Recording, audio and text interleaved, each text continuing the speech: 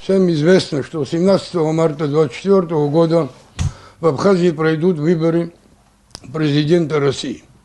В день выборов будут открыты 30 избирательных участков во всех районах Абхазии. Еще в декабре президент Аслан Бжаниев дал поручение Кабинету министров создать все условия для того, чтобы жители Абхазии могли беспрепятственно прийти на участки и проголосовать за выборы президента России.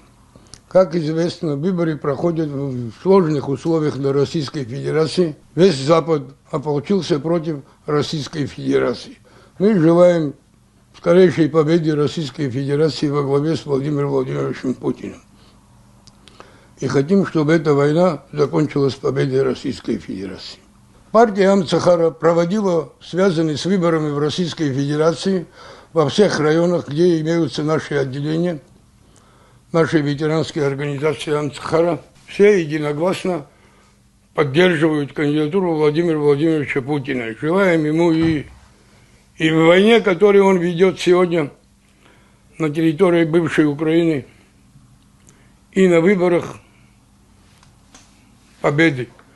Призываем всех принять участие в выборах президента Российской Федерации. Наша республика, мы уверены, что будет принимать активное участие в этих выборах. 17 марта всех призываем на избирательные участки.